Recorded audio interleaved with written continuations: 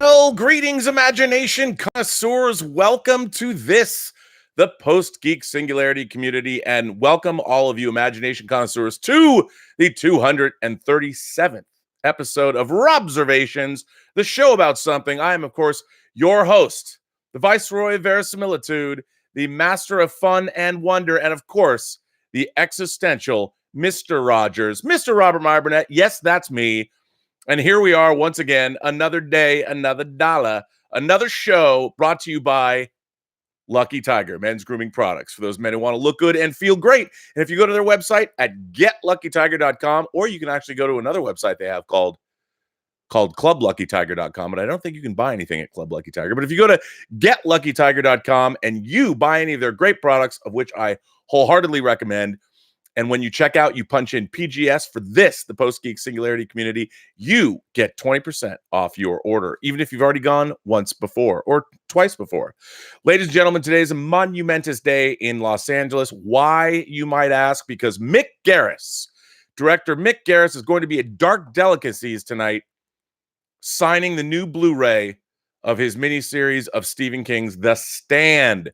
Ladies and gentlemen, The Stand is one of my favorite books I've ever read in my life. And, for all of its faults, and sure, it was done on a budget, I love the Stand miniseries. It's of course, I'm deliriously excited for the upcoming Stand miniseries. It's going to be on CBS All Access. Like with CBS All Access before, I hope I can get it through Amazon so I can get things in 7.1 and all of that. But I am really excited. I can't wait to see the Stand miniseries. I love me some Stand. I've loved that book since I read it for the first time. I think I probably read it. I got it from the Science Fiction Book Club, my first copy of it. But I love The Stand. I do. I even love the unexpurgated version that got released in 1990. I've read The Stand like 6 times probably. I'll read it again. But Mick Garris, the director, is going to be signing at Dark Delicacies tonight. My good friend Gary and Edmund Enton, my good friends, filmmakers in their own right. I edited their film My 11th that hopefully will see a release in 2020. They will be there because we have been playing a game called Cast the Stand for like the last 10 years. Well, since I've known them. And we're approved. Like we would get around, and whether we were drinking at Tiki No or anywhere else, or I'd just go over to their house for wine, or we'd be making movies or whatever, we would talk about who should play what parts in the Stand. And the new Stand miniseries that Mr. Boone will be directing looks pretty good. We love the fact that Whoopi Goldberg is Mother Abigail, and I think that Alexander Skarsgård to play Randall Flagg, the walking man, the walking dude. Come on, it's going to be exciting. I can't wait. Looks like they're going to be spending a lot of money on The Stand. It was going to be made as 2 movies before. Apparently, Stephen King approved the scripts. They sounded like they deviated a little bit. Everyone complains about the end of The Stand. I know, I understand. It doesn't have the greatest ending in the world. It's a little goofy, but I read somewhere what the ending of the new Stand was going to be, and it sounded pretty dope to me. So I'm down. I'm in. I can't wait.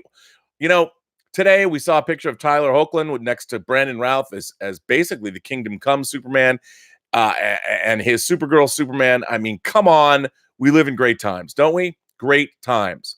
And this week, of course, we are getting a movie that has already started its own, like a hornet's nest of controversy, which is, of course, Todd Phillips' version of Joker, starring Joaquin Phoenix as the titular character, the Joker himself, the greatest of Batman's villains, although I don't think Batman makes an appearance in this film, although I've heard Thomas Wayne does. I won't tell you what else I've heard about that, but you'll watch it and make up your own mind. Anyway, it's pretty exciting. Not without controversy, however. And I figured I wanted to talk about that because as many of you guys and girls and gentle people and aliens and non-binary people, or however you identify, religious zealots, I don't know, whoever you are, whatever you are, however you see yourself and however the world around sees you, you cannot be unaware that there's been a lot of talk over the last couple of years of woke culture. And there's been a lot of talk about how comedy, famously many comics like Chris Rock, who is one of my favorite comics, who always turned an eye on his own community, the Black community, and not in always the most flattering terms either, but it was very, very funny However, Chris Rock could get away with that kind of comedy because I think any comedy has kernels of truth in it. Now, what I have always found interesting about comedy is the fact that it points a camera or it points its gaze upon us. And the funny thing about comedy is, yes, does it play off stereotypes? Certainly. But one of the things about human beings is that we all know these things. We can pretend we don't know them. The old adage, stereotypes are stereotypes for a reason. That's probably pretty true. Um, and I think, especially when we're made, when ourselves, whatever our group is, or I mean, me personally, people make fun of me all the time, especially for doing chats like this. Um, there's a lot of truth to that. And I think that if you approach those things with the right attitude and you understand that revealing those truths about us that we like to skate over or pretend they don't exist isn't necessarily a bad thing. It's not a bad thing. And I think that especially what's happened in here's how I see it philosophically about this whole idea of what is woke culture. Like, what is it? Cancel culture, woke culture, it's all part of the same thing. And ultimately, I think it stems from the fact that everybody, every group, and especially a lot of groups that have been marginalized, have not been treated well, want what we all want: respect, and a voice, and meaningful contribution to our society. It's what anybody wants. And for a long time, there were a lot of people that were denied that voice. They were denied their voice. Their community was denied their voice. And many people were persecuted because of who they are. And the idea, of course, behind all of, I guess, being woke is to understand this, acknowledge it, and do whatever you can to make sure that it doesn't happen again. Make sure that people are afforded, all kinds of people are afforded the respect they deserve. Now, here's the thing. I agree with all that 100%. I have hoped that I could be a purveyor of that in my work, and the things that I like are all about that. Star Trek is certainly about that. It always has been. Star Wars, if you could say, was really about a band of rebels fighting an oppressive empire. And we didn't really get into, we don't see the press in a galaxy far, far away or a long time ago. We don't really see a whole lot. We saw a little politics, but we don't see the media. What does the media look like? I mean, a little bit. We saw it at the Bunta Eve pod race. We saw a little media, a little broadcasting going on there. And of course, in Attack of the Clones and in the bowels of Coruscant, you could see that there was definitely media happening, television, things like that. But I think ultimately, everybody wants to be acknowledged for who and what they are and what they've gone through, what their communities have gone through, what their ancestors have gone through. And there's an idea that now, today, people who weren't previously acknowledged, didn't have a voice, all of those things are getting acknowledged. And that is great. That is great.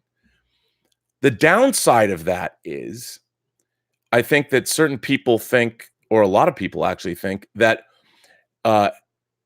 you can no longer, you can't make fun of people, especially in venues such as comedy, which has, by definition, always turned its gaze back upon all of us and exploited our weaknesses or exploited our foibles or just exploited daily life and made us laugh about it.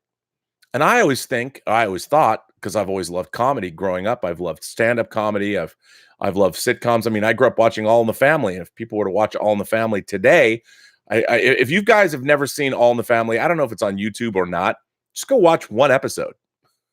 Go watch one episode and know that that was one of the biggest shows on TV, and that Archie Bunker, Carol O'Connor's Archie Bunker, was a hero to many. And I think what's interesting is what, in our desire to be respectful and our desire to be aware and mindful of people's pasts, the past of our own culture, we are suddenly losing our ability to also make fun of it all. And I think being able to make fun of things is important, because if suddenly you make everything a little high and mighty, that things are beyond reproach, then we start to get into trouble, and we start to have issues where when we start telling people you can't, especially in our culture that demands freedom of speech is one of the very basic tenets of our civilization, of our culture, and the idea that, oh no, you can say things up to a point, but you don't want to offend this person, you don't want to offend that person. Then what happens? The person who is offended, their rights are better, or they supersede your rights to have freedom of speech. Now, I think living in a society, it's important that we afford other people respect. The whole idea of civilization is that you understand that you're working with a group of all kinds of different people to create something that elevates all of us from barbarism, from living in a dystopia. So it always behooves us to be mindful of other people, to be aware of other people, to understand, or at least to try and understand other people and their experiences, to give those people a voice and to give those people respect. All people deserve respect. And I think that ultimately is a very good thing. And ultimately that, I think, is the very basis of what the idea of being woke is. That there's people that their experience and their feelings, and especially how they've had to move through the world, and you've been blissfully unaware of their problems. I mean, you're concentrating on your own, but there are problems that they have in everyday life that you've never even had to either be aware of or surmount. And what everybody is looking for is a voice, and they want that voice to be heard, and they want everybody to be mindful of it. But what's scary to me is that there are people that are now there is this belief that is the only way to be. And there is an idea, or at least I've seen, it scares me, that the idea to do good, to respect people, should be enforced, and it should be enforced whether or not it's deserved. And it can be a little scary out there. You know, where therein lies the way of totalitarianism. And we've seen how that has ended in the 20th century, whether it was communism or, like I said before, Russia, the Khmer Rouge. It's not really, it doesn't the fascism of the Nazi regime. It gets tough. It gets tough. But anyway, so we got Joker opening this weekend, and Todd Phillips, the director of Joker, has gone on record talking about woke culture in terms of comedy. And I want to read this article. Kate Bland published this 2 hours ago in IndieWire. Now, a lot of people, if you've been reading the internet today, there's a profile in Vanity Fair of Joaquin Phoenix. And in that profile, they talk to Todd Phillips, who he is quoted. And there's a lot of think pieces and op-ed pieces. IndieWire, I don't know. A lot of people don't like IndieWire. Look, just because I read an article out of a certain publication or a certain website doesn't mean I'm giving my tacit approval of that website. It's just the article I chose to read. I jump around all over the internet. I find places all over the internet. I don't pick one. I have no favorites. But anyway, I thought I would read this article by Kate Bland before I talk a little bit about it. But here goes. Todd Phillips is hardly the first name most audiences would associate with the current run of dark, gritty comic book movies. Best known for his comedy hits and a few misses, like the Hangover trilogy, Road Trip, Old School, and the 2004 remake of Starsky and Hutch, Phillips has long trafficked in laughs with just the right amount of edgy appeal. He's hardly the kind of guy to take on the violent origin story of one of contemporary entertainment's most notorious villains. And yet, With his Joaquin Phoenix starring Joker, he's done just that. Why? In a new interview with Vanity Fair, ostensibly centered around Star Phoenix, the filmmaker opined why he chose to move from broad comedies to something as dark as Joker. Turns out he just couldn't hang with the current culture. Says Phillips, go try and be funny nowadays with this woke culture. There were articles written about why comedies don't work anymore. I'll tell you why. Because all of the fucking funny guys are like, fuck this shit, because I don't want to offend you. Phillips was apparently afraid of the hordes of comedy haters currently active on social media. He continued, it's hard to argue with 30 million people on Twitter. You just can't do it, right? So you just go, I'm out. I'm out. You know what? With all my comedies, I think that what comedies in general have in common is they're irreverent. So I go, how do I do something irreverent but fuck comedy? Oh, I know. Let's take a look at comic book movie universes and turn it on its head with this. And so that's really where that came from. I found that really interesting, hearing a director and a storyteller deciding to take the comic book movie genre and look at dark comedy through the lens of a comic book character. I find that fascinating. I think that that's why he approached Joker with a totally different perspective that was uniquely his, that I don't think another filmmaker would have necessarily brought to it. Let me keep going. Despite his resistance to poking the Twitter masses with an irreverence that can only be perceived as offensive, Phillips and his film have courted more controversy than any of his previous features.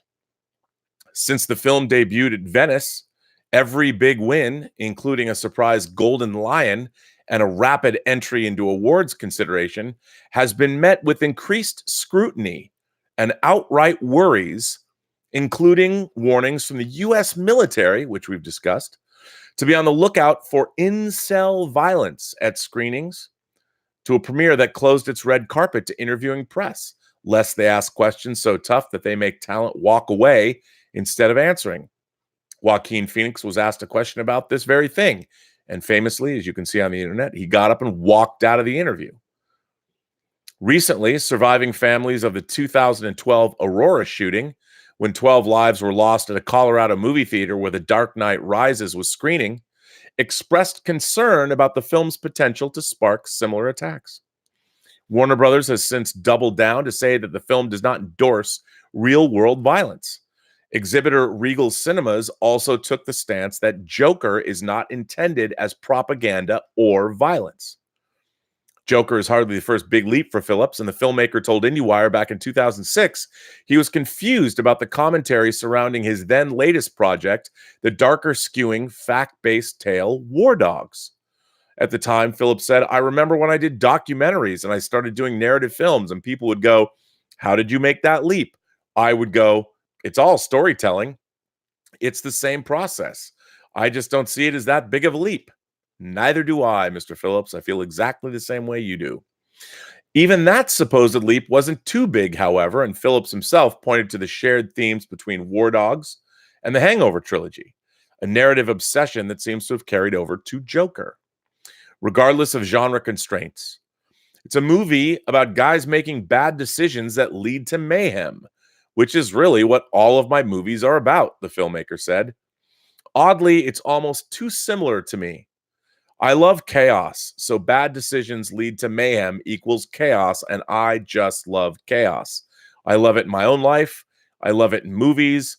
I love documenting it in movies. That, at least, has not changed. Of course, Joker opens this week. Now, I received a email since yesterday from a person I would assume is a woman named Marnie Rutland. Now, Marnie, I have not believe I've heard from her before, but I'm going to read this letter before I get further into talking about this topic because I thought this was interesting. And it deals with the Fandom Menace. The Fandom Menace is a collection of pundits on the web that discuss the same thing we discuss. Anything that's imagination connoisseur adjacent, anything fans want to discuss. Now, the Fandom Menace has been known for being angry. Angry about Star Trek Discovery, of course, rightfully so. Angry about Star Wars, probably also rightfully so. Angry about a lot of things. And they are, whereas I think my brand, for the most part, I'm pretty positive about things. Even when I don't like something, I'm relatively positive about the rest of it all.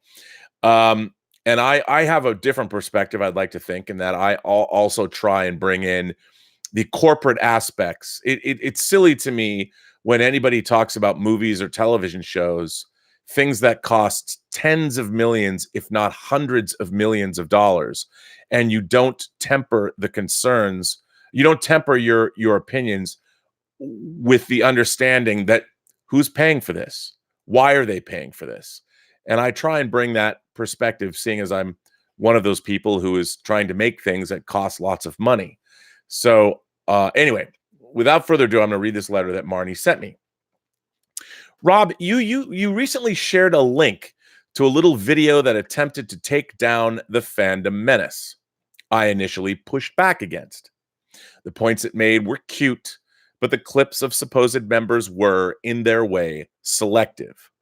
Recently, some of the personalities that count themselves part of the Fandom Menace have begun to take themselves down, or at least cause casual followers like myself to unsubscribe.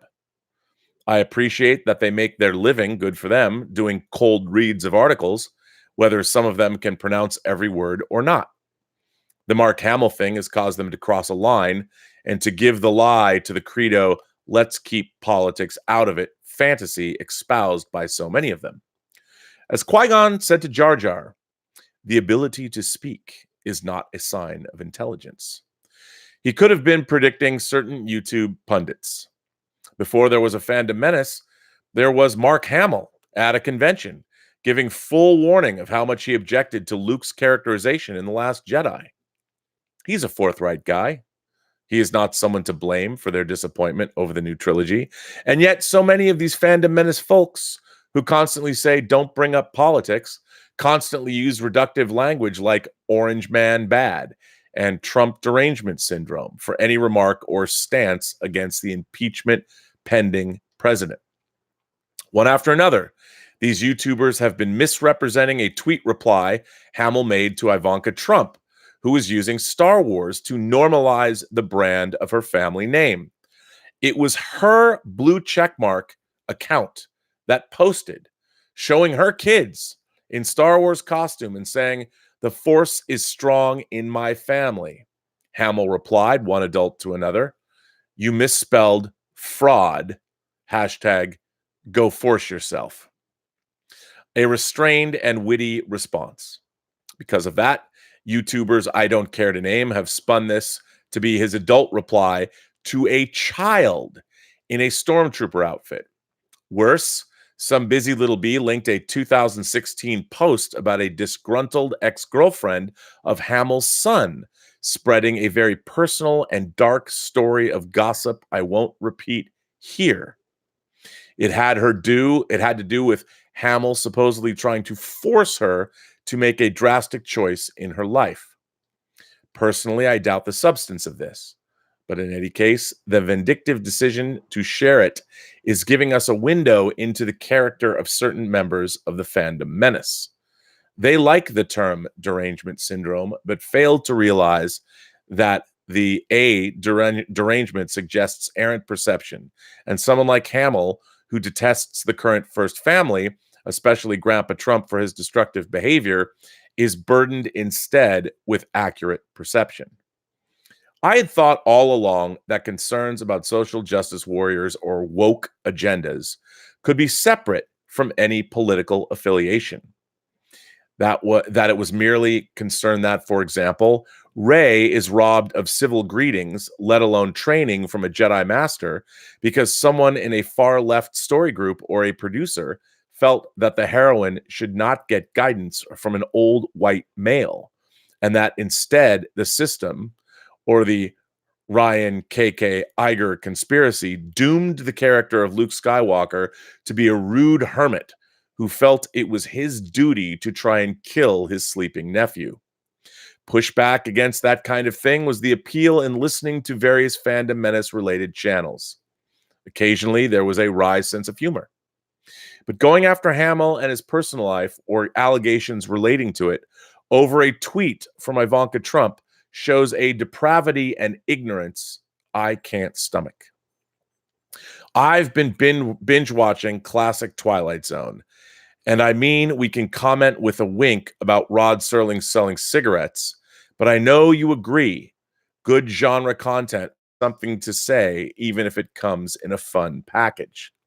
Hamill, like 90% of the people in the arts, has his eyes wide open about the current administration and related ailments of society. He, nor I, can conform to a head-up-the-ass policy in talking about the fun and wonderful entertainment we all enjoy. I don't know where that leaves us. The matter gives me what Lawrence Kasdan called the big chill for people I used to kind of find amusing on YouTube. That's Marnie Rutland. Marnie, I thought this was a great letter. I have many feelings about this. A lot of people, because I've appeared on Midnight's Edge and their channel, and I've flat out said I like everybody at Midnight's Edge. I like talking to them. They've always been very nice to me. I really have appreciated, before I was ever involved with them in any way, shape, or form, I watched their videos. First of all, as a video maker myself, I appreciated the time that they would put into these videos. They were clearly, no one's necessarily speaking off the cuff. They're obviously written, and they spend a long time putting them together. Whether you believe what they're presenting or not, I still appreciate the effort. And I can watch these videos and make up my own mind. And Andre, who I consider to be, I guess, it's his channel maybe, but people like Rob and all the other people, they're fans. They've supported this channel. And what I find interesting about anybody, whether it's Fandom, anybody, any of the Fandom Menace channels, at the baseline of all of this is they all love the same material that I do. They all love science fiction films, and they love great science fiction movies. And really, at the end of the day, anybody, it seems to me, is saying, whether you're on a Fandom Menace channel or whether you're like myself, more middle of the road, I guess, all we want is to see great stories well told. At the end of the day, that's it. That's what we're looking for. Now, I always say never put your universe before your characters or your story. That's my number one. That's the Burnett axiom. And I believe that.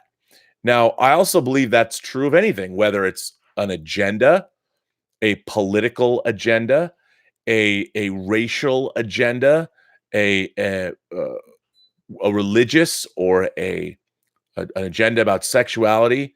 If you put your agenda before your characters and your story, you're ruining your story. And I think what's interesting is any great writer who does have this kind of agenda will come up with a story where the story itself addresses these issues, and it's part of the story. It's intrinsic to the story that's being told. Now, and it's usually done in a clever way. Now, I was thinking about, look, there's a lot of people online that are we're all yelling at each other. We're all bitching and moaning and screaming. There are people that wantonly make fun. Like I was on Collider for 3.5 years. And there are people who, like Film Gob. I'll call out Film Gob. Film Gob's even made a video about me. Videos that are mocking us and what we're trying to do. Well, a lot of people have asked me over the years, what do you think about Film Gob? And I'm like, some of Film Gob's videos are pretty funny. I mean, he made a video just the other day that was going after John Campea. Now, John perceived hypocrisy that John had in his feelings about The Last Jedi. Now, I like John. John's always been a very stand-up guy with me, and I love doing Collider Heroes with him. But even when I watched that Film Gob video, I could understand, okay, I get where he made this video from. I'm sure if somebody wanted to go back and look at everything that I've said over the years, there's lots of hypocrisy. Although, my feelings change about things. Sometimes I get really fired up. I talk about how much I hate Skyfall, the James Bond movie Skyfall, but I'm not adverse to putting Skyfall on and watching it and finding something to like about it. I learned that about the Star Wars prequel trilogy. Once I overlooked the fact that, yeah, I don't think they're particularly good movies, but there's scenes in them, like I was saying yesterday, that I can enjoy because I'm looking for things to enjoy. I mean, when you're watching a Star Wars movie, why should you be looking for things not to enjoy? That doesn't make much sense to me. I understand. I think Star Wars and Empire are two pretty perfect movies that shaped my life. And I would hope that every Star Wars movie that comes out is at least as good as Star Wars and Empire Strikes Back. But the idea is that even if it's not, I go into everything hoping to love it. And yes, do I hate Star Trek Discovery? I hate Star Trek Discovery. I hate Star Trek Discovery because I hate the storytelling in it. It is the antithesis. It's the antithesis of everything I think is good about genre storytelling. And what can I say? I want it to be better. It's Star Trek. It's my favorite thing. I want it to be better. But even I watch every episode of Star Trek Discovery, and I'm like, you know what? Maybe this will be good. And I think at the end of the day, the problem with woke culture is I see it as being the same problem that genre culture, imagination connoisseur culture has, is that we are waiting to be upset. We are waiting to be offended. We are waiting for things to be not as good as we hope so we can then bitch and moan and complain about them. And rather than try and understand why things are the way they are. For instance, Kelly Marie Tran gets chased off Twitter because she's of Vietnamese descent and she's in a Star Wars movie. I have not stopped thinking about the fact that for her, who by all accounts is a lifelong geek, can you imagine being a person who gets a gig, you get cast in a Star Wars movie? I don't care who you are.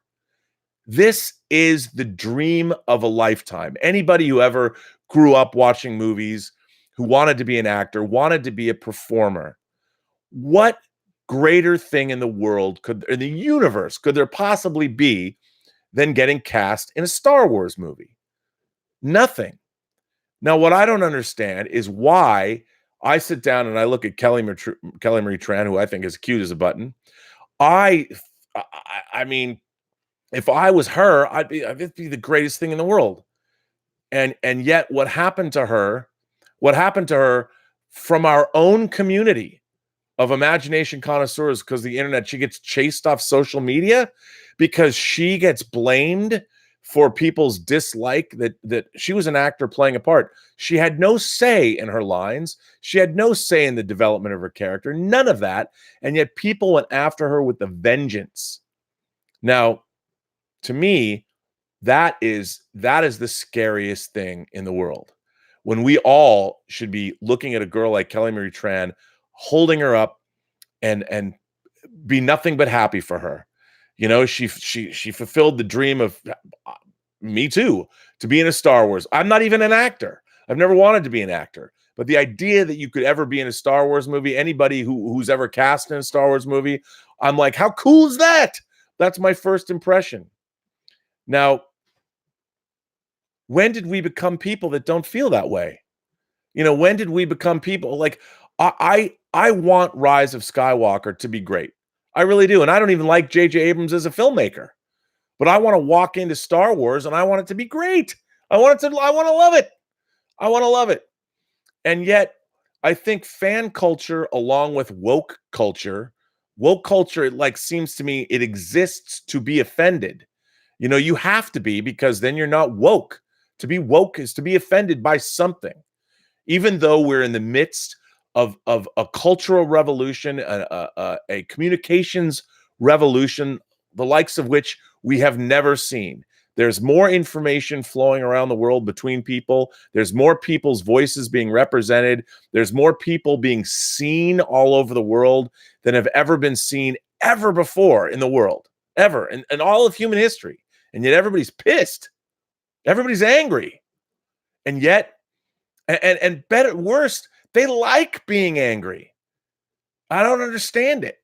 You know, and I worry, I go back, I think about The Handmaid's Tale. I think about dystopian science fiction, which has always been dealing with not the best parts of life, not the best parts of humanity. I think about science fiction and I'm like, is it in danger?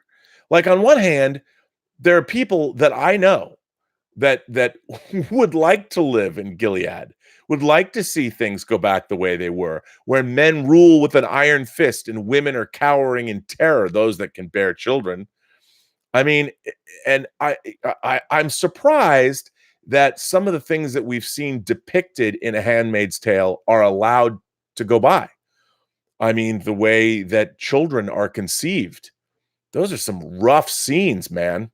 And yet, it's all about evil white men. You know, evil white men have created. Imagine if Gilead was an African nation. You know, imagine if it was an African nation and how that would go down. I don't know. Sorry, I've got to get back into my. Oh, can't do it yet. I've locked myself out of my, because I don't talk when I talk too much. I don't touch my mouse, and my computer goes to sleep. But it would be, I mean, it would be a very different kind of a show.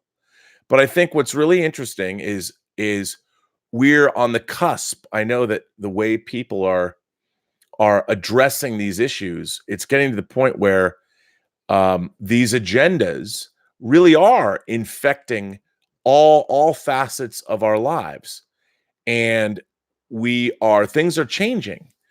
And people are forgetting. I mean, first of all, entertainment is a luxury item. It's a luxury item. You know, we're not running across the veldt anymore trying to hunt for our food. So because we can go to the grocery store and we can have income, we have disposable income, we can watch entertainment. We can watch television. We can watch movies. And I can't think of a more luxurious thing than to go on the internet, the greatest communication system ever devised, and bitch about Star Wars movies or Star Trek episodes or what have you. I mean, of all the things that we could be doing, with our lives, that has to be one of the most luxurious. And that's something you don't need lots of money to do. And yet we're all angry all the time. Hang on a second. I know the people are writing in. First of all, Stephen Foley sent in a super chat yesterday that I missed. And it was a generous super chat, and I wanted to get back to it. And I also like Stephen Foley's little avatar because it is the plastic insert that you used to put into 45 records. And I thought that was pretty cool. I like that. So Stephen Foley says, verisimilitude is the only true or real when our calculus works. I agree that we need more verisimilitude in the fact that we're trying to find the mystery of the force. Well, I like this idea. I like that verisimilitude is only true or real when our calculus works. I like that idea.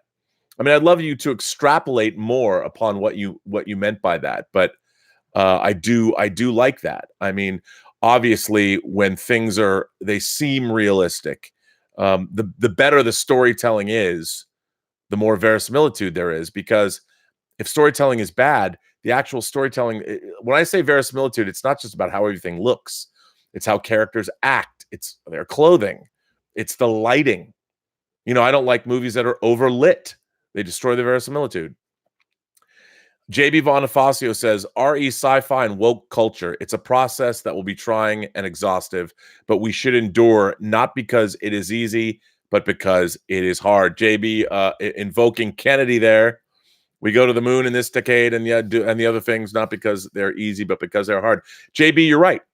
We are going through a a very necessary evolutionary process where we are hearing the voice of many people that were marginalized and were not heard, and we're seeing those voices rise up to be a part of all different areas of our culture, and it is a good thing.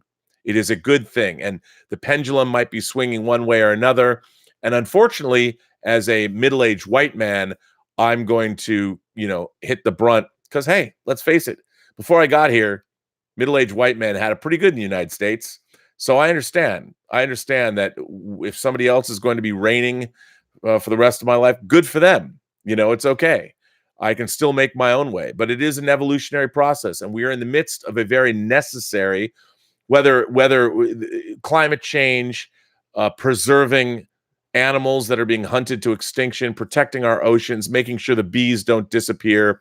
We are in the midst of a transformative process that's going to last for the entirety of the 21st century.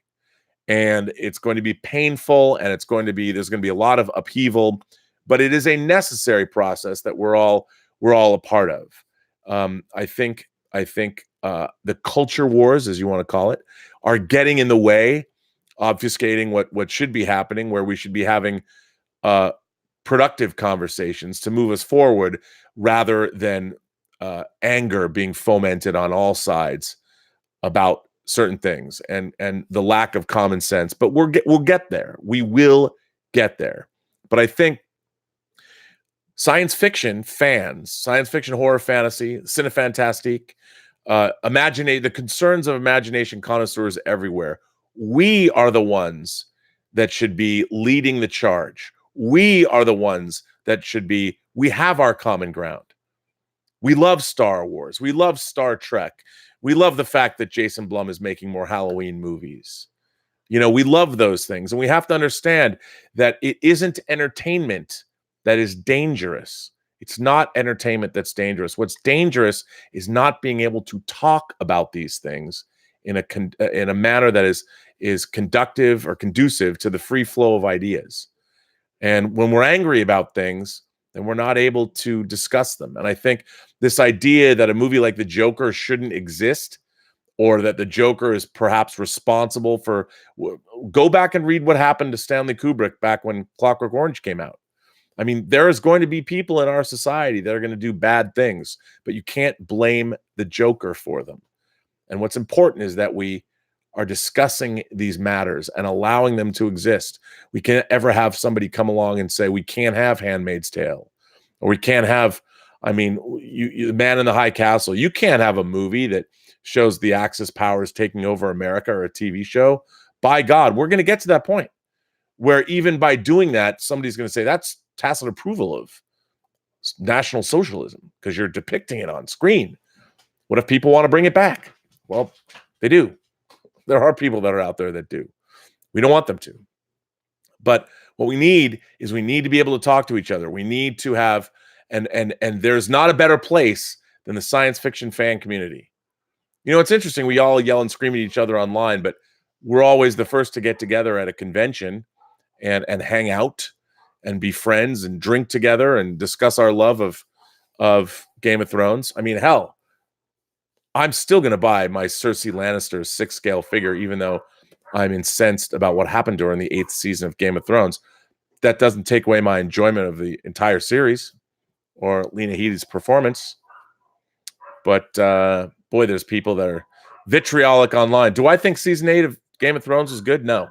I think it was absolutely a betrayal of the dogs are outside, so I can't stop them from barking. But I can't, it's gone. It's in the rearview mirror. What is that going to mean in 10 years from now? Should we be angry and yelling at each other about these things? Well, sure. I absolutely believe that we should be yelling and be angry about bad storytelling, because bad storytelling diminishes us all. I think it does. I think it really, really does. Bad storytelling does no good for anyone.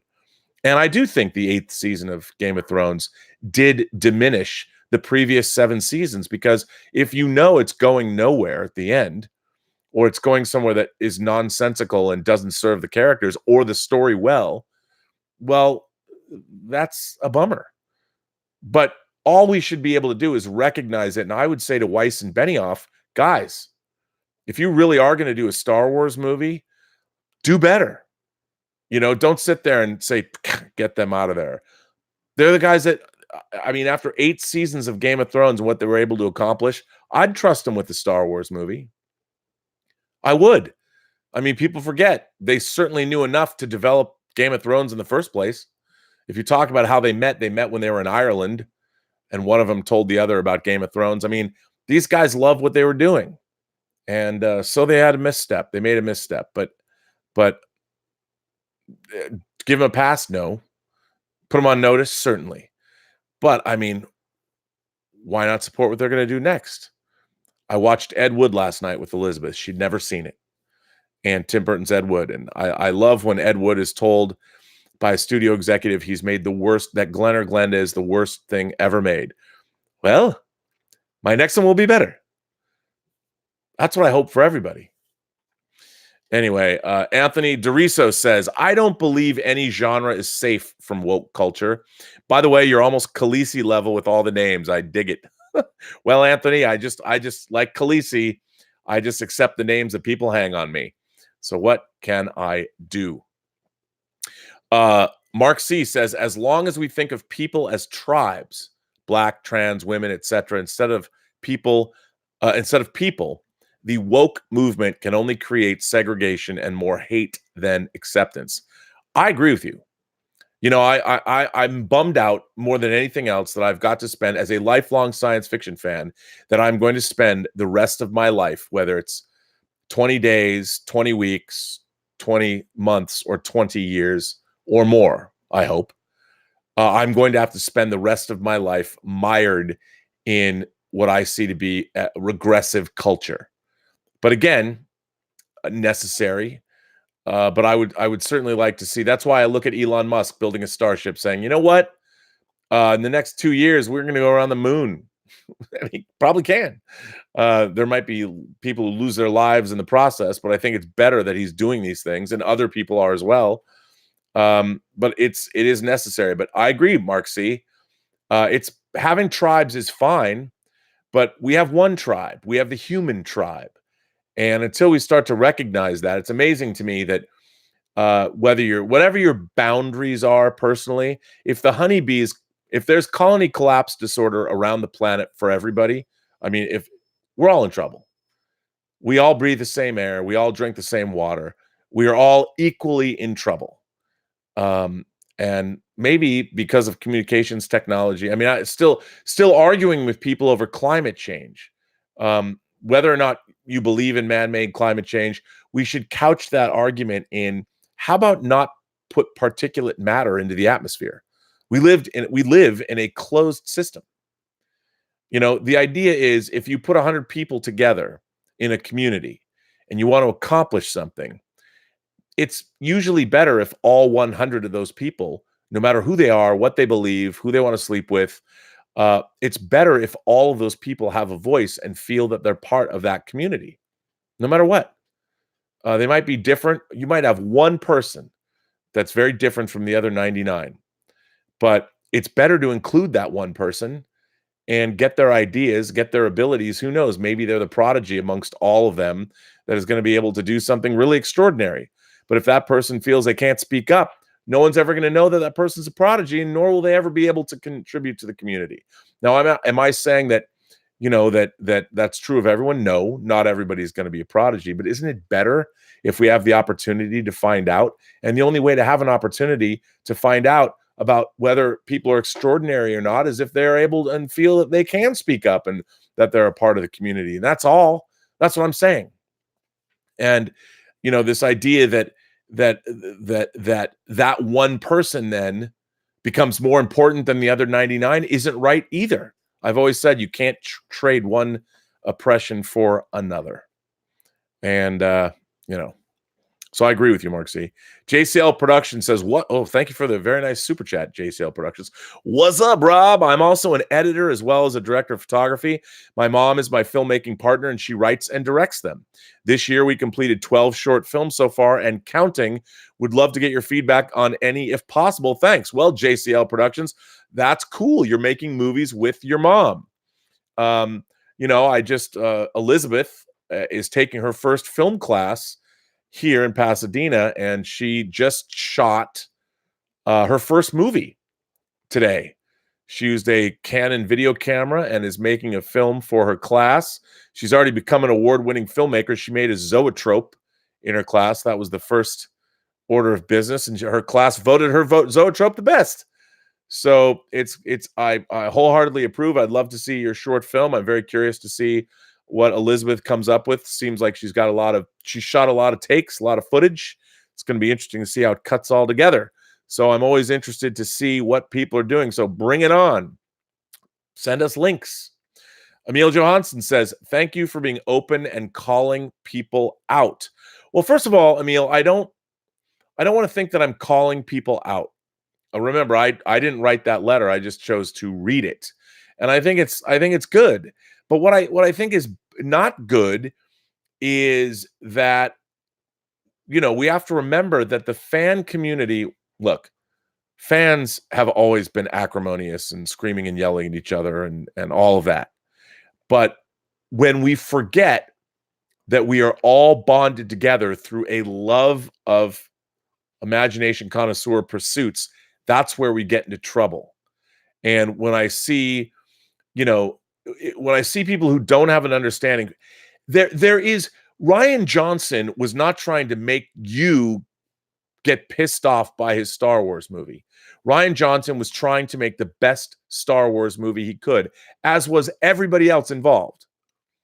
And when you don't start with that baseline assumption or understanding, I get angry to hear about that, because he was. Now, would he have made choices that I would have made? No. Did he make choices I thought were mistakes? Yes.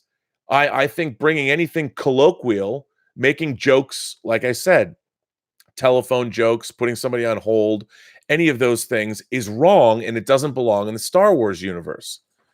I mean, when Han Solo says, I don't know, do you think a princess and a guy like me? No. That is a universal, non-colloquial joke that anybody across any spectrum of the human experience can understand. Luke Skywalker, not knowing Princess Leia is his sister yet, of course. Luke Skywalker is interested in Princess Leia. Han admitting that, wow, she's pretty good. I like her.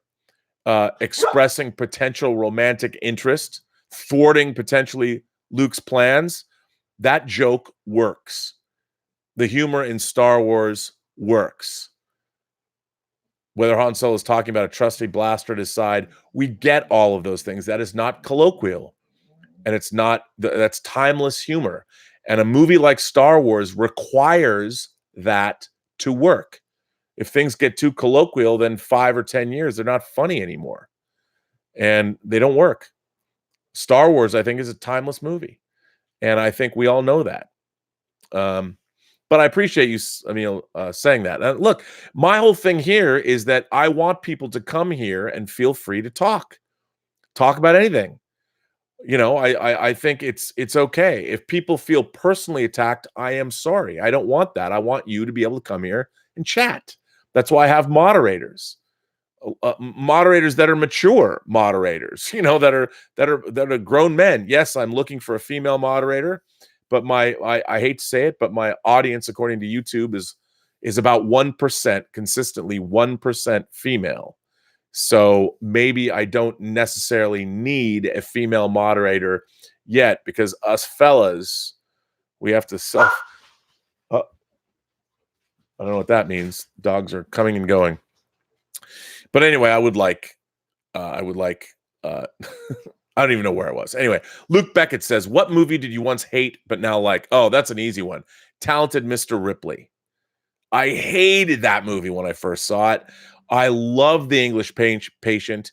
Anthony Minghella made that after The English Patient. I was so excited. By the way, rest in peace, Anthony. I was so excited to see it based on Patricia Highsmith's Ripley books. I think it's really cool they're making a Tom Ripley series. I hated it the first time I saw it. But as I've said, that might be because I'd been partying the night before. I saw it on Christmas Day. I went to a double feature of Any Given Sunday and The Talented Mr. Ripley. And I saw The Talented Mr. Ripley first. But now it's a movie I adore. I love everything about it. Sometimes I'll just watch the first half of the movie or the first third when they're in Italy just hanging out Americano, Americano. I'll watch that just because I want to be in Italy and I want to look like Jude Law and wear his clothes. But I really like that movie now. Let's see. You know what? I hated Boogie Nights when I first saw it. Don't know why. I love Boogie Nights. I adore Boogie Nights. I don't know why. Empire of the Sun. Spielberg's Empire of the Sun. First time I saw it, I thought it was overly directed and too like, look at how much meaning this has. Now, I love Empire of the Sun. P-51, Cadillac in the sky. I love it. I could watch Empire of the Sun whenever it's on. It's the best. I love Empire of the Sun. But those are three that's struck me. Omar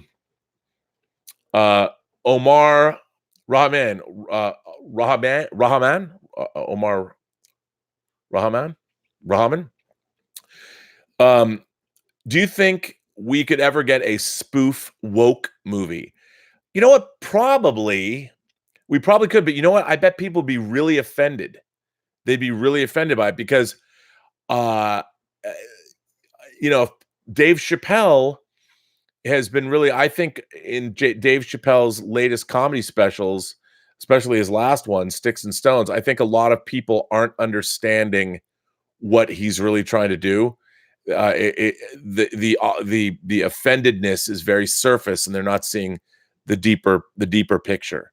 There's a knee-jerk reaction to what he's doing, and I think that's, I think a woke movie. And I also think if you made a woke film, people would be bummed out if their wokeness wasn't being made fun of in the context of the film. But I bet somebody's going to make it. Stub McShave says, when we have self-driving cars, we'll live in the PC culture of Demolition Man. Bring the seashells.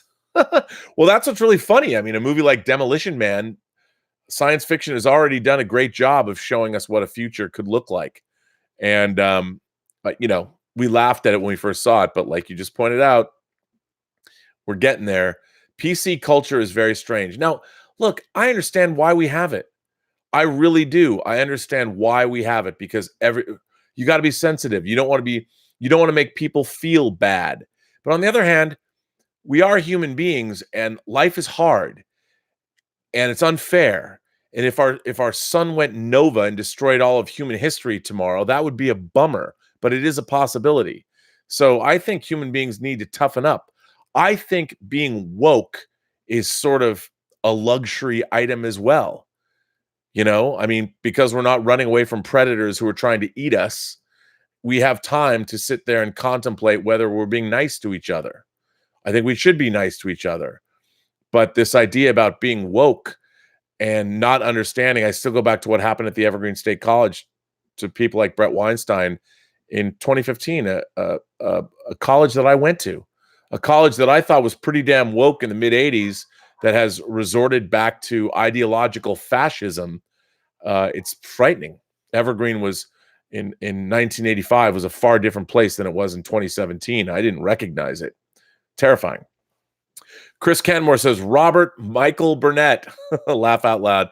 Just kidding. Mr. Robert Meyer Burnett, I personally like some of the humor in the Fandom Menace. I don't take myself serious. The way I look at it, as if something great comes along, I'll support it. I have to say, Jeremy from Geeks and Gamers, who called me Robert Michael Burnett, he didn't know who I was. We didn't have any dealings with one another. I did watch him, and we went back and forth on Twitter, and he apologized. He's like, sorry, dude, I got your name wrong. And I said, no problem. And somebody actually, in our exchange, somebody said, watch out, you're going to get canceled if you talk to Jeremy from Geeks and Gamers. And I'm like, why? Because I'm nice to him. How he reacts to me is the only thing I can go by. That was our only, I watch that channel. I watch people like, I love The Critical Drinker and I love Mahler. Those guys really get storytelling. The Mahlers, look, they're a little excessive, I gotta say. Mahler, if you're out there, if you ever watch this channel, I will say, I think you do go a little overboard a lot of the time. And sometimes I think that, yes, like me, you like to hear yourself talk.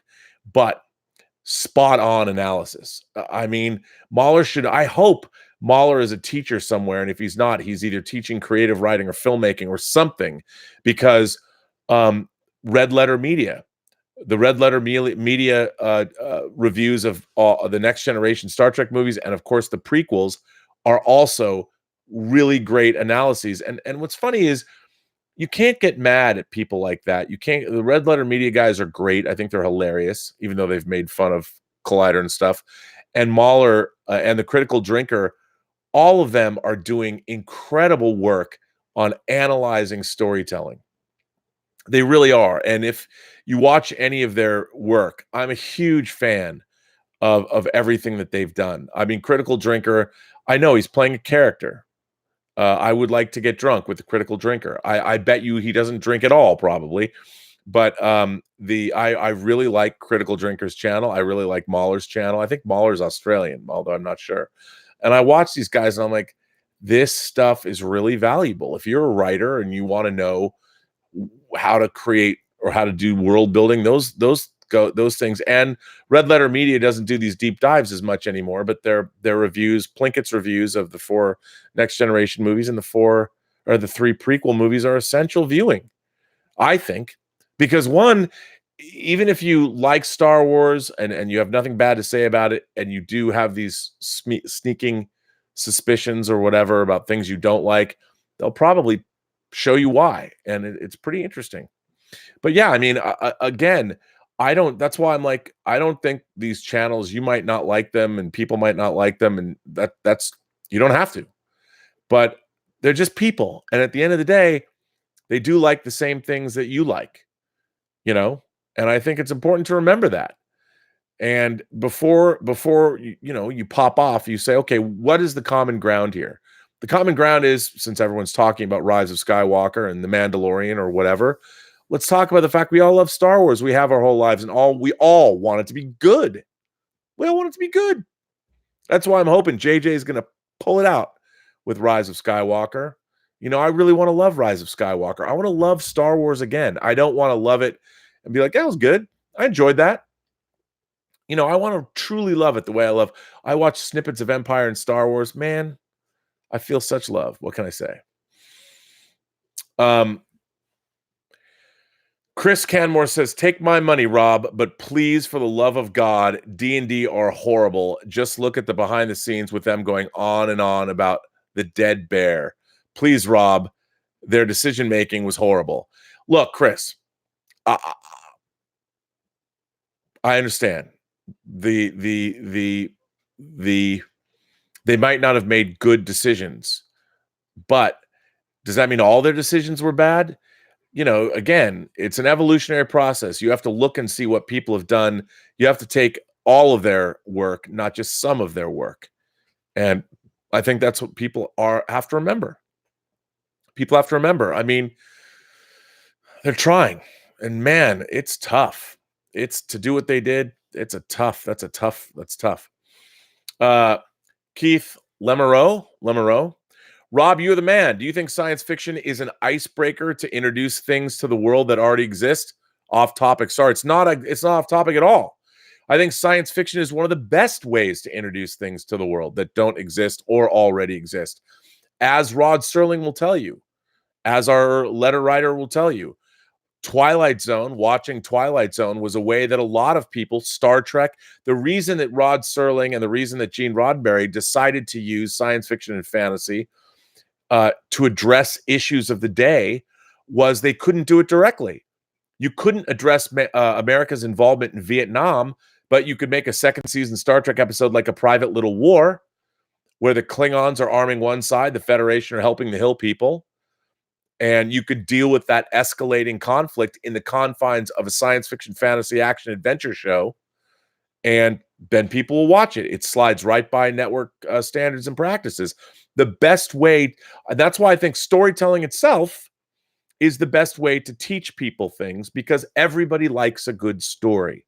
And I think movie making, and an adjunct of that would be television, is the best format that humanity has ever had to tell stories. Everybody loves the movies. Everybody likes TV for the most part. I mean, people that are open to storytelling in general. I mean, the technology didn't exist 100 years ago to make movies. Well, a little more than 100 years ago. So we had theater. And that was the best way to tell people stories. And I think that science fiction, especially novels, I mean, I always loved science fiction novels growing up, and I still do, because they deal with crazy concepts and they make them delicious. They wrap them. Science fiction to me is all about, when people talk about they don't like politics or they don't like to talk about the philosophical issues, science fiction is nothing. Science fiction is great science fiction. I'm not talking about pulp science fiction like Star Wars, but there's a little politics in there too. But I'm talking about Dune. You read a book like Dune, or you read Hyperion, or you read this book I'm obsessed with, Peter Watts's novel Blind Sight. They wrap up all of these things that you might not want to discuss, like politics or like sexuality, and they wrap it up in a confection so it goes down easy. Dune is an incredibly political book. Deals with everything from, politics and religion, and yet it's easy to read because it doesn't piss anyone off, because you're reading something that's allegorical. It's about our world today, but seen through the prism of science fiction. So I think science fiction is probably, I've learned more about the world. As a matter of fact, if you want to learn how to invest money, if you're reading cutting edge sci-fi and you can glean from that, can you imagine if you were reading, say, Neuromancer in 1984 and you were savvy enough to know where the world was going, and realize, I'll tell you, I've told this story a million times. I've never told it before on my show, but I was thinking about it. Maybe I did tell it on my show. So when I was a kid, my grandparents gave us savings bonds every year for the holidays and for our birthday. $500 each. So we got $1,000 a year in savings bonds. And I think when I was 13 or 14, my mother decides that, you're not making any money. Why not cash them out, even though some of them would be cashed out at a loss, and buy some stocks and bonds with that. And I don't know the exact amount because I wasn't allowed. My parents, it was weird. I had no control over it. So let's just say it was $13,000. My mom bought, get this, in 1980, put all that money into IBM. Great, right? And I think, if memory serves, it was $54 a share in 1980. A couple of years go by. My mom is not happy that the stock price has not really moved anywhere. So my mom is looking at fossil fuel, oil. And she says, I'm going to take all your money out of IBM. I'm going to put it into fossil fuel. And I looked at my mom. I said to her, I go, Mom, no, my mom, pragmatist, no imagination. I said, Mom, the Starship Enterprise is not powered by fossil fuel. The Starship Enterprise is run by a computer system. And IBM, not only was it one letter away from HAL, but IBM is the future, Mom, is the future. Well, I'm sorry. My mom didn't listen to me. And I'm sure as soon as I brought up the Starship Enterprise, that any opinion that I had about this matter in her mind was invalid, because it was invalid because I was bringing up a science fiction show that wasn't real. So anything I had to say about the point that I was making is that, Mom, look toward the future. There's no future in fossil fuel. It's going to run out eventually. And IBM was making the future. So that's true story, ladies and gentlemen. That's true story. I don't even want to know. I'm sure there's a place you could go and find out, if I had $13,000 of IBM stock in May of 1980, what would it be worth today? I don't even want to know. I think it would make me cry. Echo-based Network is here. Thoughts on Jeremy John's video on Bob Iger and George Lucas? I thought it was epic and that he made some good points. I like Jeremy John a great deal. As you know, he was at Collider for a long time doing Awesome Tacular. He and I schmo down together. I like Jeremy Johns a lot, but talking about throwing. Here's my thoughts. George Lucas sold Disney Star Wars for $4 billion. That's it.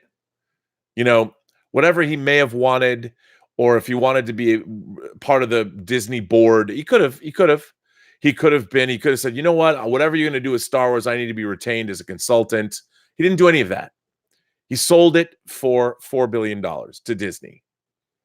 As I've said, it ain't show friends, it's show business. He did that. Now, the fact that Disney wanted his approval, that Disney showed him a movie, kept him in the loop, that's good on Disney. That's taking a risk. But I'm sorry, you sell something for $4 billion, it's not yours anymore. And while, yes, George Lucas is the creator, he got $4 billion. This is not something that anybody in all of human history, can you imagine getting $4 billion for something that you own? What that would do to your life? It doesn't do anything in George Lucas's life. He's not going to live any differently. But I mean, I don't think that he was necessarily treated badly. I think the problem arose when George Lucas sells Star Wars, and now the reason Star Wars is going to get made moving forward is that Disney now has to justify that $4 billion expenditure. Ever since Empire Strikes Back, George Lucas was paying for Star Wars with his own money. Now, it's different when you're a corporation because it's not your money. It's your shareholders' money, and you have to appease them. And I think when people are talking about, like, Disney betrayed George Lucas, no, they didn't. They gave him $4 billion. There's no betrayal there. The fact that they had him watch these movies, I mean, maybe George Lucas wanted to take it in a different direction. And if he did, you know what? You don't sell it to Disney. You make them yourself. But he didn't do that. So this idea, this narrative that George Lucas was somehow betrayed. Yeah, where were all you guys when there's a movie that you could see called The People versus George Lucas? I mean, our own community pilloried the man who created Star Wars in a movie, no less. I'm not in it, I want to say. How could you do that? We are a fickle bunch, we imagination connoisseurs. We got to remember that. And I think that while Jeremy Jahns made some good points, I think anybody who talks about how George Lucas was betrayed by Disney is not putting their thinking caps on. They're not thinking about my adage. It ain't show friends, it's show business. Disney and George Lucas did some good business. Force Awakens, whether you like it or not, and I'm not one that does, made $2 billion. I mean, 200, pardon me. Yes, it made $2 billion. God, I'm thinking even saying that aloud. Is that true? Yes, it's true. So, did someone betray George Lucas? No. They paid $4 billion for Star Wars. That's it. Bottom line, you're done. George Lucas can't go back and then say, well, I'm disappointed they didn't use my outlines. Why would they? They spent $4 billion to now take over the franchise and do with it what they will. And I know George Lucas talks about Disney being white slavers. I understand how or maybe he just said slavers. I get it. I understand using that kind of evocative language. But you know what? When you sell something to somebody for that much money, it's theirs. And while you might want to watch out for it, I do think that you really don't have a say. And do we all get bummed out that George Lucas was bummed out about new Star Wars? I wouldn't want George Lucas to be bummed out about new Star Wars. If I made a Star Wars movie, I'd want George to love it. I would. I'd take his advice. If I was going to make a Star Wars movie, I would ask George, can I come up and hang out at Skywalker Ranch and just sit down with you over a couple of meals and talk to you about Star Wars? What do you tell me? What I don't understand why. I still don't understand why nobody sat Rick Berman down, who was making Star Trek Discovery, and go, Rick, dude, you made 25 seasons of Star Trek. You came in on time and on budget. What are some of the pitfalls that we can look forward to surmounting when we make the most expensive television show ever made in Star Trek Discovery? No one did that. So anyway, that's my thoughts. But I did see Jeremy Jahns. God, I keep, wow, keep going off. Hang on. Let me try this again. Luke Beckett says, okay, what movie did you once like but now hate? I don't know if I hate any movies. What movie did I once like but now I once like but now I don't know. I don't think that I don't think that there's any movie that I like but I now hate. I don't think so. Yeah, I can't think of any, to be honest. Echo Base Network says, Jeremy from Geeks and Gamers said he would like to have you on his channel to talk pop culture and Star Wars. Would you ever go on his channel and talk to him? Yes. Yes, I would. I would. Do you know why I would go on Jeremy's channel? Because I will bet you if Jeremy and I were on a show together, we would geek out and talk about all the stuff that we loved. I bet that's what would happen. And maybe, there'd be a lot of people that would be like, how can you go on his channel? And I'm like, because I recognize, like, here's the thing. If we're never going to talk to people that we have disagreements with, are you going to be partisan your whole life? How is anybody ever going to get something done? Jeremy loves Star Wars. He loves these things. I get it. I understand. But I think I'll tell you something. I'll bet you if I sat down and had a conversation with Jeremy, not only would it be a fun conversation, would we have smiles on our faces the whole time, we could geek out about what we love, because I would insist on that. I'm like, dude, what does he love? I'd love to hear. I'd love to ask Jeremy, what was your favorite comic book? What's your favorite movie you saw? When was the first time that you saw it? When was the first time that you saw this? What are some of the other things? I would say, you know what else I want to know about Jeremy? How do you keep that room you're broadcasting in so clean? I'm always impressed. It's very well organized, Jeremy. How do you do that? I can't do that. I can't even keep this desk well organized. But I think it would be, why not? And here's the thing. If people got mad at me for going on to Geeks and Gamers and me saying that's some kind of tacit approval of certain things, I would say you have not watched my channel. I would invite everybody to come watch my channel and see what I would have to say. Because I'm all about every person you meet has a story to tell you have yet to hear. So, yeah, I would. Dan V900 says, is it still strange to me that people are okay with The Handmaid's Tale and Man in the High Castle, but were against Confederacy, which was going to be led by Black writers? The woke culture killed it. Well, for those of you who might have been following that, Weiss and Benioff were going to do a show called Confederacy. That was going to be a show about, I don't know if it was about a second Civil War, but yeah, it was about a world where slavery never ended. And I guess the South won the Civil War. Well, today they announced an adaptation of the Vertigo comic DMZ with Anna DuVernay, who, I love Anna DuVernay. She's very cute. And of course, her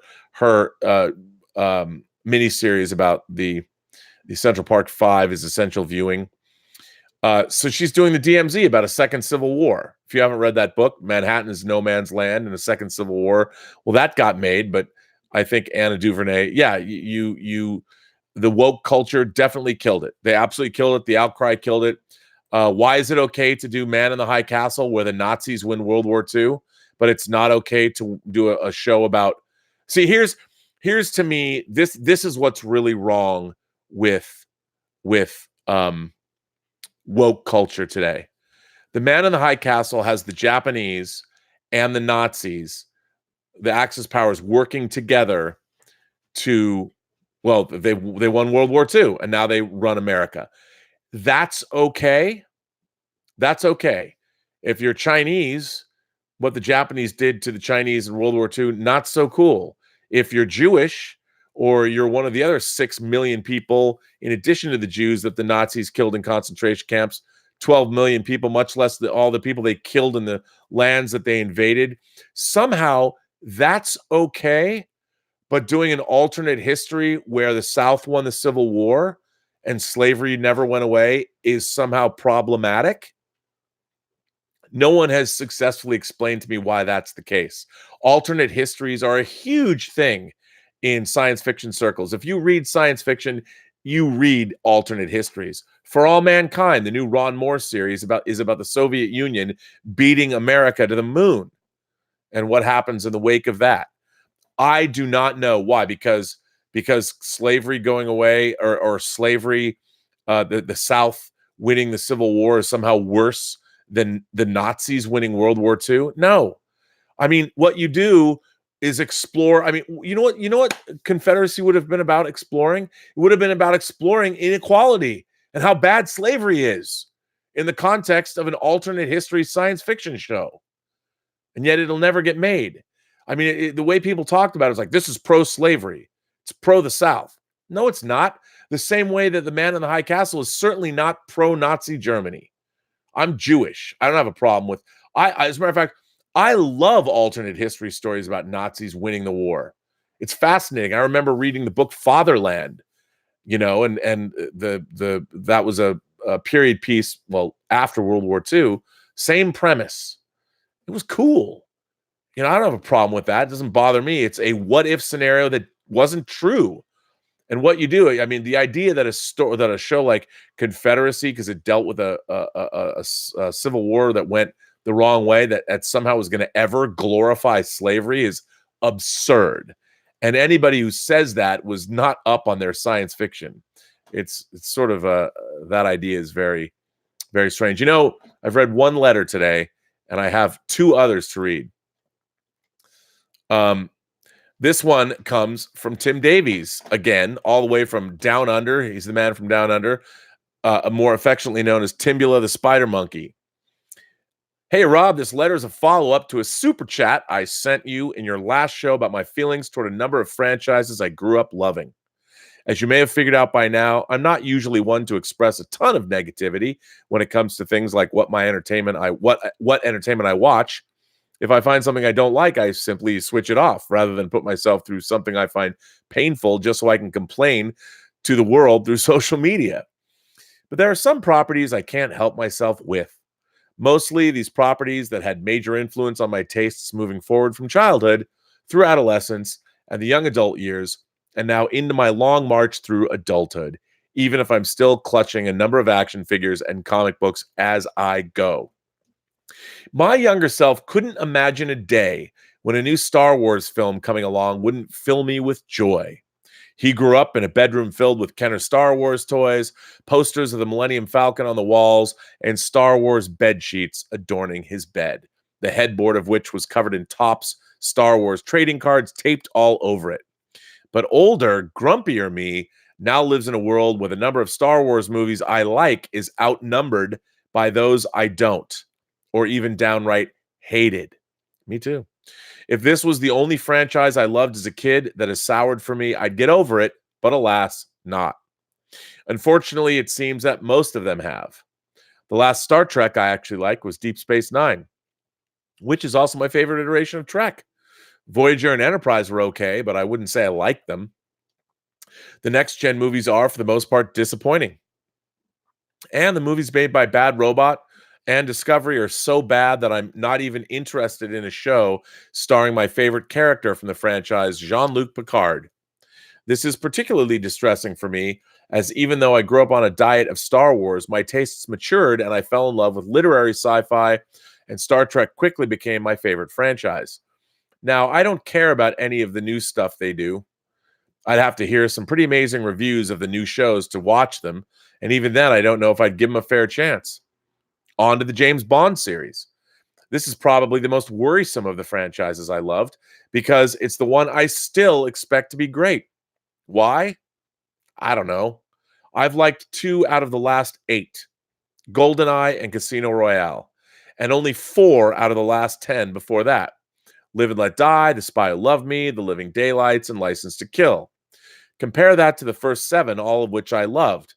Goldfinger and From Russia with Love being my favorites. Even with those numbers, 13 out of 24 canonical films that I liked, the majority of the rest I thought were okay, and a few I flat out hated, I'd consider myself a fan. I think it's because the highs were so high that I keep expecting them to wow me again. I'll keep watching them, of course. Of course I will. I plan on making the trip to London for the Singularity screening. Wow. But as I don't know how many more disappointments I can take before I give up on this franchise as well.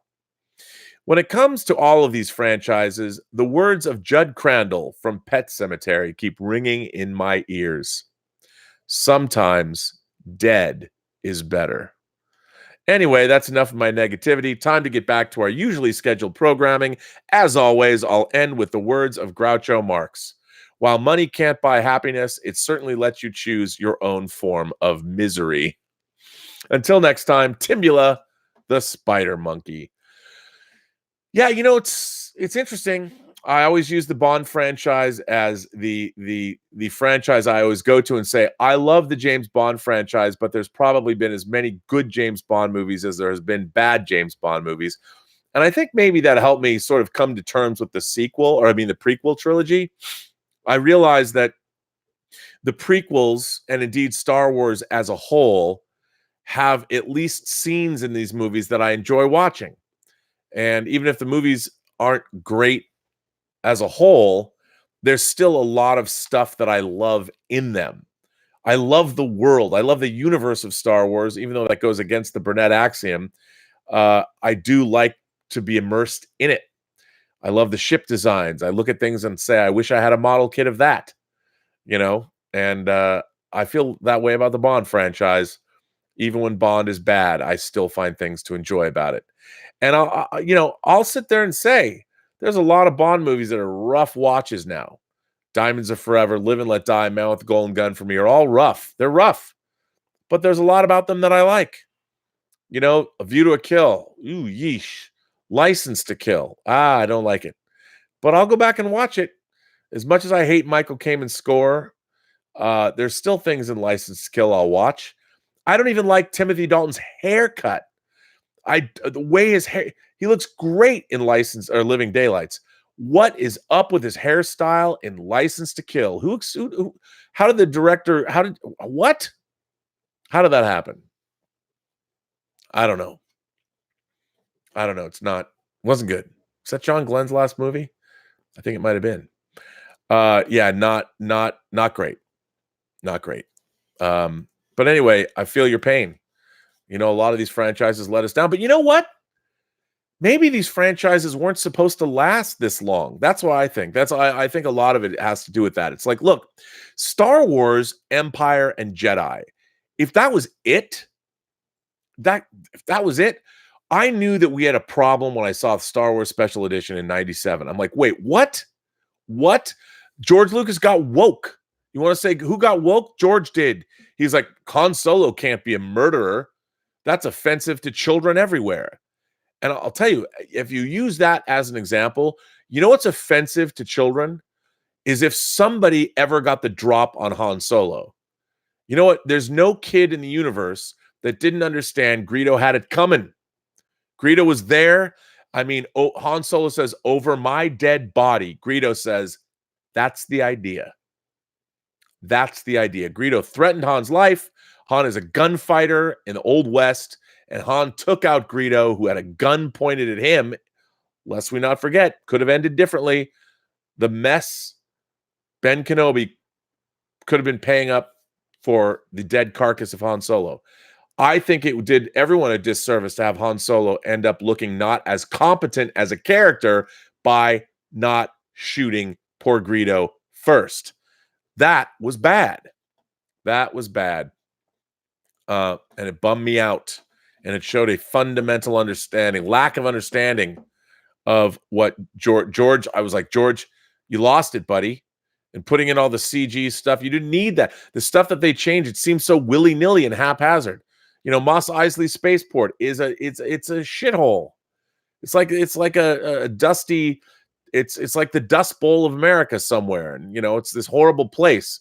Now you've got Rontos, and it's a sprawling metropolis. No, Mos Eisley Spaceport sucked. You never wanted to be there. But now it's, you could probably get an apartment there. It'd be cool, according to the special edition. Dan V900 says, DMZ was a great comic. Colin Moriarty did a great video with novels about multiple civil wars that apparently shouldn't have been written. There was a paranoia as if slavery would be shown to be good. I agree, man. I think that's what happened. Like this Why would you ever make a show, an alternate history show, that would ever advocate for slavery? I don't think, I mean, certainly Man in the High Castle doesn't advocate we all become National Socialists.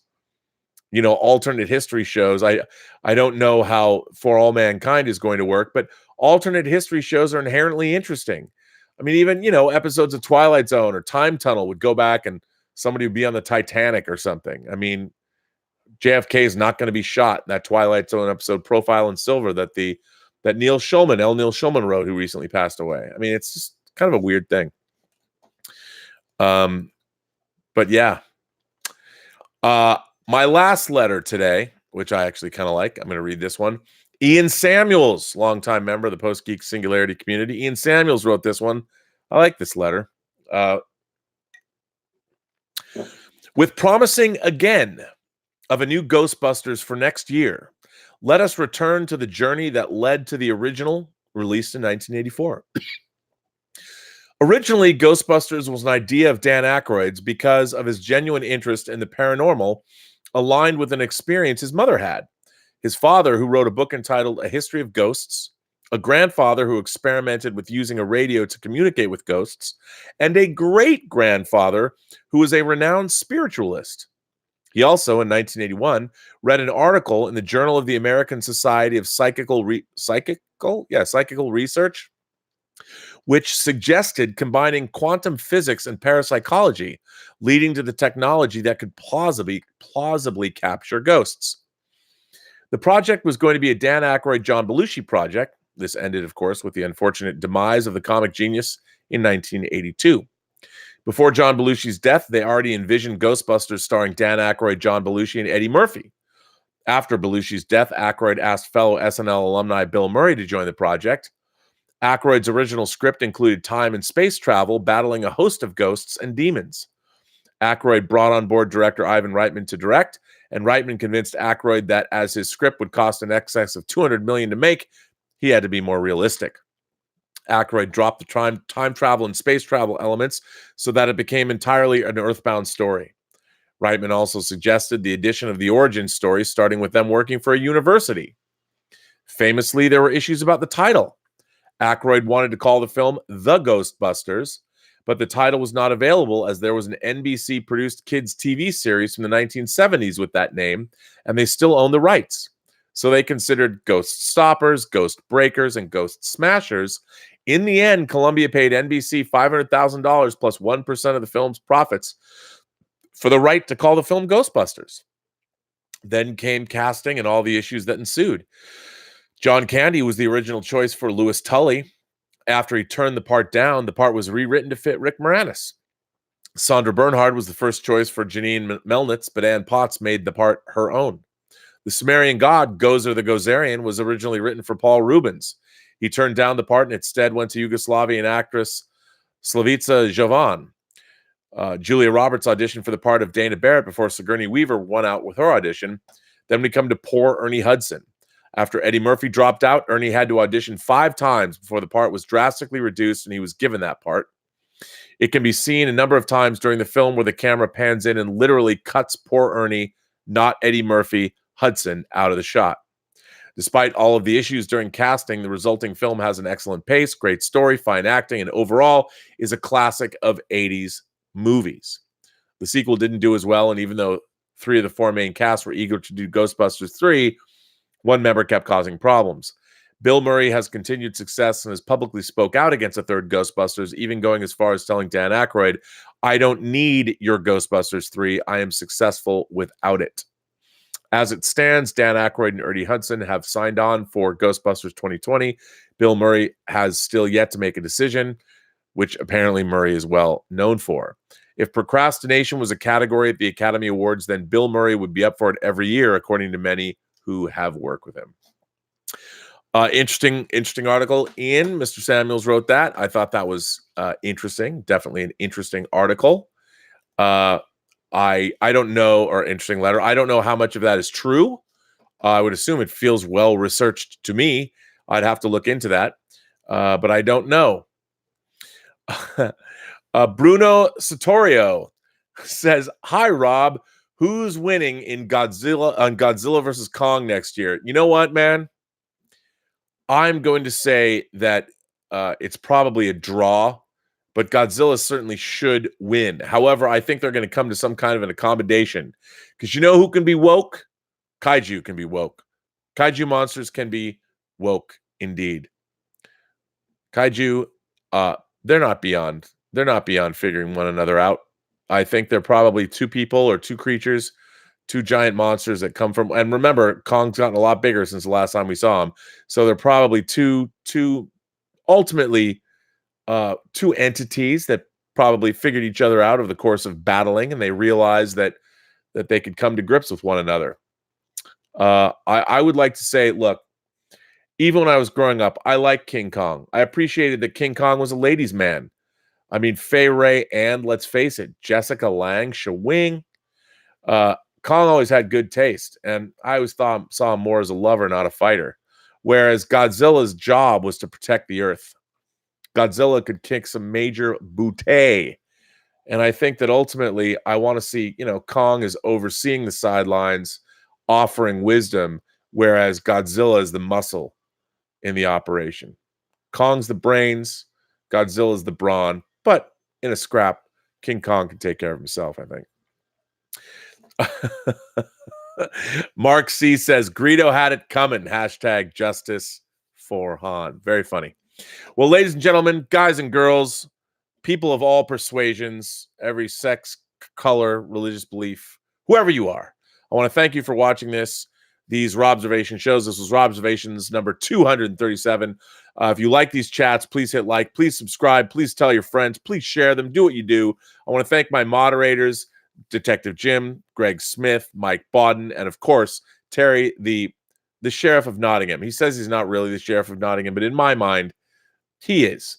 So I want to thank you all for being moderators, and I want to thank everybody for supporting the channel, both here via Super Chats, by writing letters. Go to the website, theburnettwork.net. Every day there's more content there to share and to comment on. Give us your 3-word movie reviews. Send us things to put in the imagination gallery, the imagination connoisseur gallery. And yeah, I will be back on the John Campea show today. I apologize for not being on it today. I did have some work that came up that John understands about, so I will be back tomorrow and probably the rest of the week on the John Campea show. But I did, in fact, have work on that project I'm working on for Netflix that will debut in November of 2020 that I cannot talk about, but it's cool and it's fun to do. So anyway, again, I want to thank you. And remember, I'm going to say it again. Every person you meet has a story to tell you have yet to hear. And all you have to do is listen. And with that, I have to say, have a better day.